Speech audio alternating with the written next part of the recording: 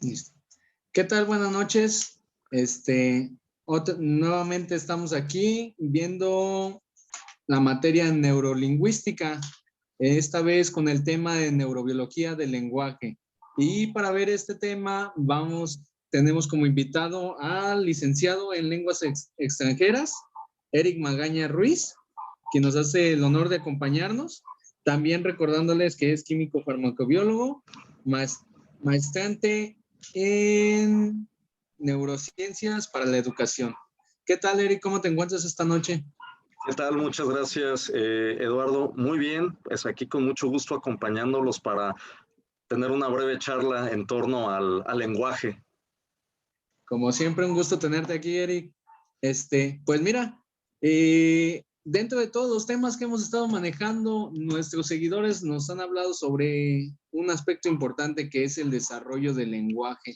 Entonces hay ciertas dudas, ciertas pues cuestiones que quisieran tener un poco de resolución. Entonces vamos a pues empleártelas a ti como profesional en esta área. A ver si tú nos pudieras orientar un poquito sobre este tema. ¿Qué te parece, mi Eric? Con mucho gusto, a la orden. Bueno, entonces aquí de las primeras preguntas que tenemos, no sé, bueno, el lenguaje se encuentra clasificado pues, dependiendo su contenido. No sé si tú nos pudieras mencionar alguna de las clasificaciones de acuerdo a algún autor que pues tú tengas en mente o tengan más acceso a él. Sí, que lo tenga más a la mano. Ok, claro que sí. Bueno, el lenguaje, los idiomas se pueden clasificar de distintas maneras. Habitualmente se habla de paradigmas, por ejemplo, que nos hablan de cómo se organiza esta información en torno a ellos. Hay familias de idiomas. Sin embargo, si uno lo analiza más desde la perspectiva si uno lo hace más bien desde una perspectiva analítica y estructuralista, entonces podemos hablar que de acuerdo a Ardila, que es un autor que nos habla acerca del lenguaje como medio de comunicación, que este puede ser, por ejemplo, del tipo léxico semántico. Esto del léxico semántico pues va desde hace 200 a 300 mil años, pero ¿de qué trata esto del léxico semántico? Tiene que ver con es un enfoque de análisis que contempla por palabras y significantes. ¿Qué imagen o qué significante se asocia a una palabra y se le da un significado o una connotación? Hay otro que también se le llama gramatical o sintáctico, o también se le puede llamar sintagmático, y este es desde hace 50,000 años. ¿Cuál es la diferencia? ¿Qué es lo que pasa aquí? Si uno habla de un sintagma, uno ya no habla de una palabra aislada, como en el caso de la comunicación de tipo, o bueno, de un análisis comunicativo de tipo paradigmático que se limitaba a palabras y significados. Un sintagma se refiere a una unidad en la cual hay varias palabras que la constituyen, y en ese sentido, pues, ampliando un poquito la información, pues, se habla de sintagmas nominales, adjetivales, verbales, preposicionales, etcétera. Es decir, conforme ha pasado el tiempo, el lenguaje ha adquirido una mayor complejidad. Vaya, entonces estamos hablando que desde nuestros antecesores, que eran únicamente símbolos, ya tenían un significado como tal. Así Entonces, es. ya ahorita ya le estamos dando un enfoque más complejo al lenguaje. Es correcto, todo comienza, en realidad es muy chistoso porque también lo podemos relacionar conforme va ocurriendo el desarrollo de un individuo y la adquisición del lenguaje. Lo que sucede es que a una imagen se le asocia un sonido. Ese fue como el primer paso. Para que se pueda desarrollar el lenguaje hay una triangulación de procesos en los cuales a ese sonido que se le asocia a una imagen, además se le asocia un tipo de grafía o un signo. Entonces, eso fue ocurriendo históricamente de manera, digamos, progresiva. pues como las pinturas, ¿no? En las cuevas y demás y todo esto. Las cuñas, por ejemplo, sí, hasta llegar, por ejemplo, los primeros antecedentes que se tienen son de los Anunnaki y un tipo de escritura que era a base de cuñas, hasta llegar a, por ejemplo, nuestro alfabeto latino, ¿no? Que de hecho su antecesor, así, es precisamente, ¿no? Las cuñas. Las cuñas. Muy bien, Eric. Y hablando tomando el tema de lo que es el sistema gramatical, y mira, qué bueno que tenemos a un experto como tú en esta área. Recuerdo vagamente que hablando de un sistema gramatical, se habla de una alteración en lo que es el gen FOXP2 del cromosoma número 7. ¿Qué nos pudieras decir sobre las características de esta alteración, Eric? Ok, antes de contestar la pregunta, me gustaría hacer un planteamiento de introducción. Es muy curioso que hables de este gen porque precisamente se tiene el dato que precisamente ciertas alteraciones a nivel genético dieron pauta a que el ser humano pudiera desarrollar un lenguaje, y una vez que desarrolla el lenguaje empiezan a ocurrir cambios en su estructura cerebral a raíz del desarrollo del lenguaje. Entonces, tomando esto como punto de partida, en este caso, alteraciones en el gen FOXP2 del cromosoma 7 pueden tener una serie de implicaciones. Algunas de ellas pueden estar en torno a trastornos del habla, a algunas fallas en comprensión de estructuras sintácticas, y esto quiere decir que cuando uno habla de estructuras sintácticas, pues es hablar de gramática, ¿no? Entonces, pueden decir las cosas, las palabras las pueden posicionar diferente, eh, haciendo un comentario que sea un tanto burdo, tipo Yoda, ¿no? Este, fallas también en la comprensión, bueno, pues sí, en la comprensión de estructuras, o sea, por un lado la producción y por otro lado la comprensión. También puede estar relacionado con una incapacidad de articulación. Esto quiere decir fallas al momento de producir un habla que sea capaz de entenderse, o sea, que sea inteligible. Puede ser también, como hablamos de articulación, y eso tiene que ver con estructuras anatómicas, ajá, dientes, cuerdas vocales, lengua, labios y demás, esta parte de gesticulación, pues también puede implicar este tipo de condición, el que haya una imposibilidad de llevar a cabo ciertos movimientos. Y como lenguaje está relacionado con metacognición, esto al final del día se ve traducido como un coeficiente intelectual o procesos cognitivos limitados, un coeficiente intelectual reducido o procesos cognitivos o metacognitivos, pues pobres. ¿Cómo ves? Ok, muy bien. Uh-huh.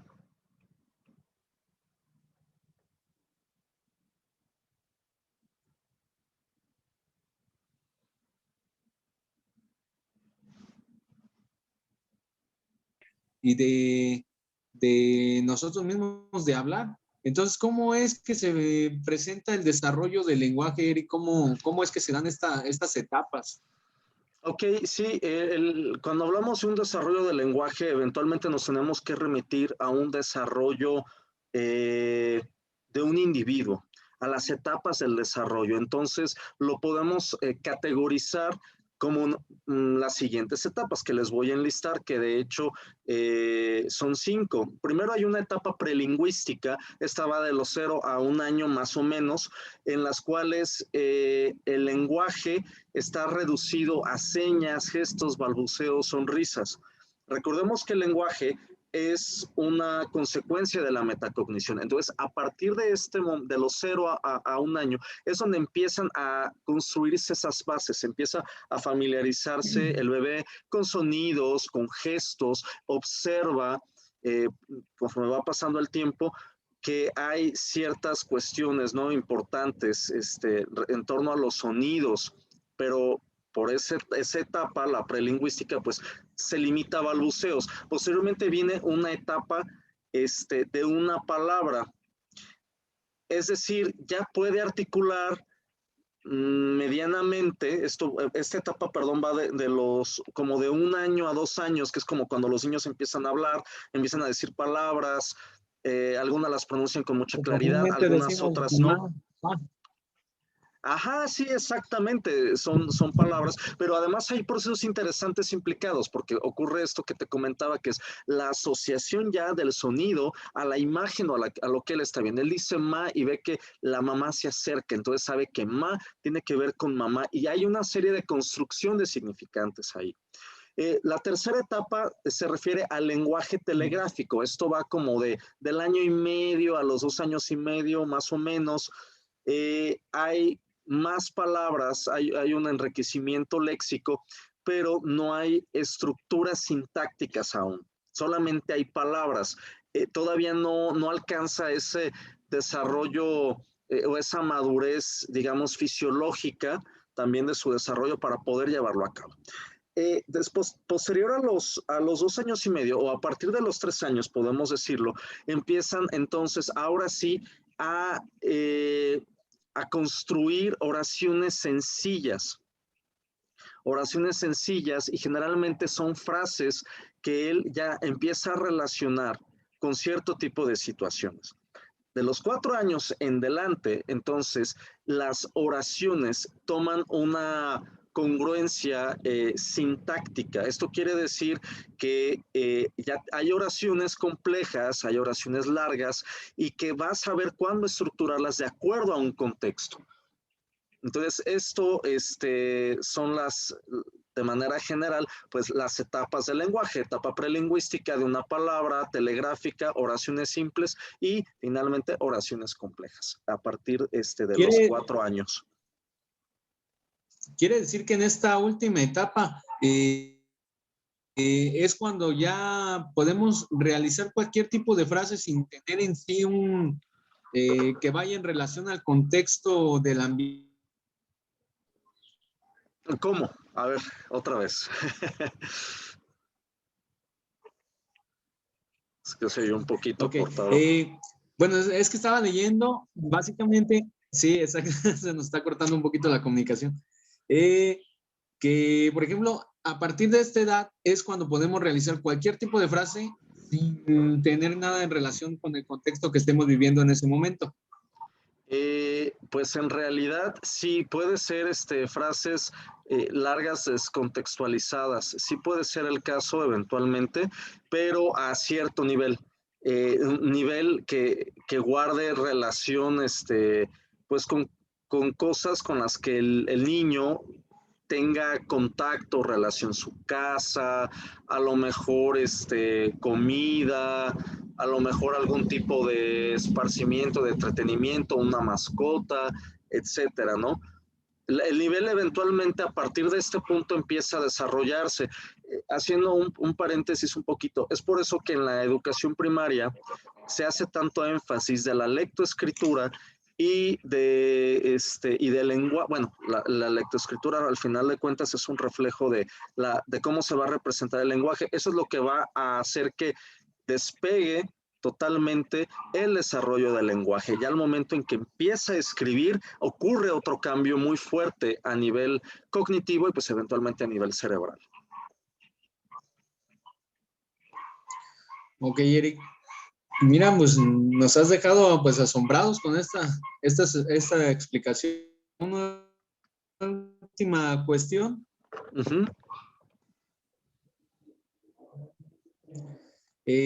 Bueno, y para finalizar, no sé si nos pudiera decir entonces qué tan importante o cuál es la importancia del lenguaje entonces a nivel educativo. Sí, pues es muy trascendente. Eventualmente, como yo hablaba anteriormente, se necesita que haya una triangulación de 3 elementos. Los primeros comienzan, como lo mencioné anteriormente, respondiendo a tus preguntas, con un sonido al cual se le asocia una imagen, pero lo que que culmina esta triangulación es la representación escrita. ¿Por qué? Porque esa representación escrita implica un grado de abstracción. El abstraer el conocimiento, el abstraer una idea, fíjate, es bien interesante, un sonido, una onda, la luz al final del día es una onda, los ruidos son ondas, pero eso, representarlo de manera escrita, es lo que permite que, que ocurran estos procesos metacognitivos. Ahora bien, a nivel educativo, la lectura y la escritura, a partir de los 5 o 6 años más o menos, es un periodo en el que pues coincide con una gran plasticidad cerebral que tienen los niños. Y es ese momento en el que se adquiere el lenguaje, porque entonces ya se le suma la parte escrita, el representar los sonidos. Ya al final lo que uno hace cuando va en la calle, ve un letrero, basta un vistazo, porque el cerebro ya decodifica esa palabra. De hecho, uno a veces ve la imagen de un letrero y lo que ocurre es que uno ya hasta lee. O sea, ya no necesita detenerse a ir letra por letra. Eso permite desarrollo de estructuras, de orden superior se le llama. Ya está condicionado. Pues de alguna manera sí, el cerebro es una tarea fácil para él. Ok. No, pues Eric, agradecemos este espacio que nos pudiste brindar. Aclaraste muchas de las dudas que teníamos. Pues nos gustaría en algún otro momento pues tenerte aquí para resolver este tipo de situaciones, este tipo de paradigmas que existen. Un gusto, pues muchas gracias por la invitación y quedo a la orden. No, pues gracias a ti, Eric, y pues espero que a nuestros espectadores pues les haya gustado, les haya aclarado las dudas que tenían, y pues estamos al pendiente en otra de las cápsulas informativas. Muchas gracias, Eric, que tengas buena noche. Igualmente, muchas gracias. Bye, hasta luego. Hasta luego.